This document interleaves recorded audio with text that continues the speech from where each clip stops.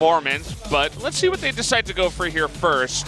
It is going to be the Orianna hovered at the first pick. I'd like to see the Trundle as a takeaway pick from the Swain and Trundle duo, and just the Tarzan's amazing ability on this champion. He's a fantastic Trundle player, 7-0 coming into this one. Whatever Peanut picks, whether it's a Kindred for the matchup or a level 6 jungler, we'll see Tarzan adapt. So I'm happy to see the Trundle taken here. And how aggressive will Peanut go? Because we know he can go anywhere from Nidalee to Sejuani in terms of aggression against this pick. And I guess he's feeling like he can't have a worse performance than Cuz did in game number 1 on the Nocturne. But Nocturne Swain, a dream draft in weeks past, not so much here in week 6. You mentioned the Alistair, kind of the third pick for Lehens, but just picking it away from him is, I think they might just have to pick support here.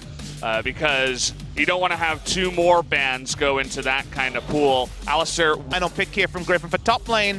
The Jace, undefeated on the year. It's a pretty squishy lineup. Boy. He's doing it. Blind pick into the top lane, too. That definitely takes some balls. We'll see what Griffin want to do. As Sword, Khan told him to clean his neck one time. He gets the solo kill with Cho'Gath versus a Gnar in the first game. Now he's kind of taunting him once again, saying, give me your best shot. And it looks like he might be just going for the Gnar again. Losing matchup for the Gnar, but it's something safe, and this is one you feel really good about if you are Khan. Khan undefeated on the Jace in 2018. He's 11-0 on the pick. Legendary top laner, was able to, let's say, have a free win against the top lane Karma from ADD, in place of ADD Maha in the top lane a couple of days ago. That's going to be a lot of power on the top side that Tarzan will try to diffuse. See how Kingzone's going to be able to open up this game. Very different style of draft. 2 people, in fact 3 members, are going to be diving in. The Nocturne, the Swain, and the Alistair. The Jace and the Vel'Koz pretty strong in the Siege and also in the split push for the Jace. Whereas for Griffin, they first rounded Orianna, so you knew that team fights and scaling were what they were all about. Love the Ezreal pick again. I mean, you see the first 3 things that you were going up against. The Nocturne, Swain, Alistair looked really good against that in game number 1.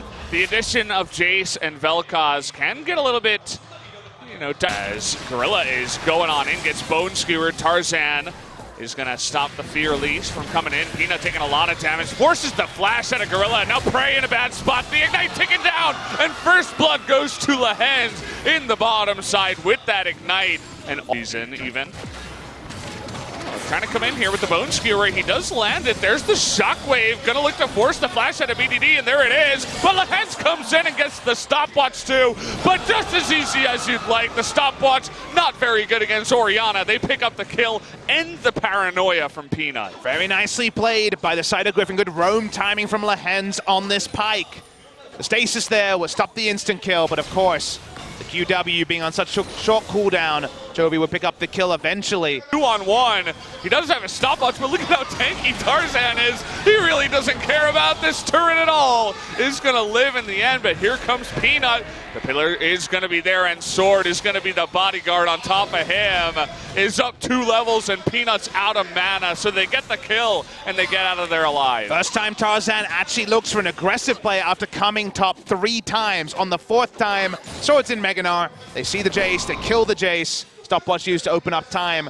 And I understand Lehens' roam. Was he spotted here? No, they know the exact vision range. You know, if you're BDD, you feel pretty hard done by because you have almost complete information. Not enough. Double control ward, right?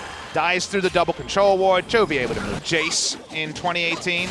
But it's usually in service of something good happening elsewhere. If Khan's getting repeated gank, theoretically, they're getting wins elsewhere, but they're not getting them here. They're getting ganked and dying in mid lane. We're seeing Tarzan, who again has a Mega Gnar. Look at the timing once more. Well, no flash and no stopwatch. What are you going to do this time, Khan? It's going to be dying. That's going to be the answer. He goes down again to another dive. Meanwhile, you talked about other map plays. It is 4-on-3 down here on the bottom side, but here comes the TP. Will be canceled out of, or at least they do have the suspicion. Here comes Gorilla, but all of a sudden a pillar to the face, and now Gorilla is going to be in a weird spot. Did have to use his ultimate, is looking for the engage now, is going to mess up the combo. Wasn't sure if he wanted to stick around there any longer anyway. as he is on his way out. Sword was diving bottom turret at the same time. 3 levels up on Prey. This is the lane assignment Kingzone have to use because Khan still doesn't have his teleport. Just tried to get someone to face check. It's the Alistar. They get a bit out of him, not the flash, crucial. In this play, and guess what? The next shockwave gonna hit 2+ as well. Yeah, and what are they gonna do now? I mean, they know that the Baron has started. Lehens is on guard duty here, and Peanut is just gonna back off. There's no vision, he can't paranoia in. He doesn't have his flash either, so he can't face check. Gorilla tries to come over here, but it's too late. Nocturne ultimate is used, and for what reason, really? They're not able to stop it. He can't get in, and the Baron will go to Griff as he cannot get in range of this team. He has to flash away rather than flashing forward and getting his 5-man ultimate, sucking the life of everybody. And that's going to be the 3rd inhibitor that goes down the TP over towards the Baron. Griffin, they're looking for 2 more objectives and a 2nd win. Oh boy. I'm just imagining being Kingzone players in this moment, watching 3 inhibitors go down. You got Nocturne ultimate, you got an Alistar with flash up, but there's nothing you can do. You know if you go in, you lose. Speaking of which, the Baron's being taken. You know it's being taken. You know if you go in, you lose. Baron gonna be to the side. Yeah. Griffin, Sword, peels away to zone them away. This is what being... They're definitely taking a nod from KT's game plan of early aggression in terms of the pick ban, but the execution, not so much. Gorilla's trying to go for a flank over here. The pillar's going to be on the door of the base, actually. Tarzan with his stone plate, doesn't care about anything. Trying to get the stun here on a Gorilla.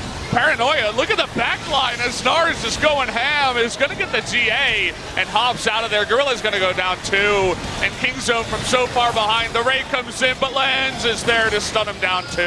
And that's just going to be it. 5-man's on 1 as 4 kills come through. The double kill for Chovy's Orianna.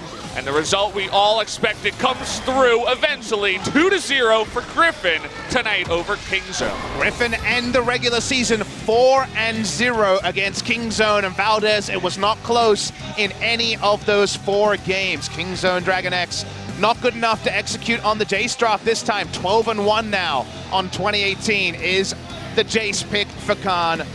Griffin very controlled, basically a perfect game. 1 turret is all that separated them from a perfect game. And at every point it was ordered. At every point they made the right decision. And they even removed decisions from Kingzone. There was nothing they could do for the better part of the last 20 minutes. And while some people will say boring, I'm impressed by just how robust Griffin's game plan was. This man on your screen, Tarzan. To have a just awful kind of 2nd round here after this win tonight, and really the question is, can they overcome some of the other teams which seem to have their number, right? KT has done it twice, Afrika has done it once. Gen.G certainly seemed like a really smart team that can do it as well.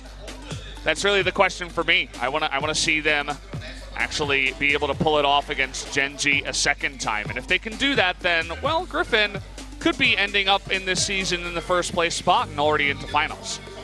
Where will Kingzone Dragon X, our 2-time back-to-back champions, end this season? Is increasingly becoming 5th, 4th, 6th when it comes to those spots, because top 3 seems impossible. Tarzan is your well-deserving MVP. Wonderful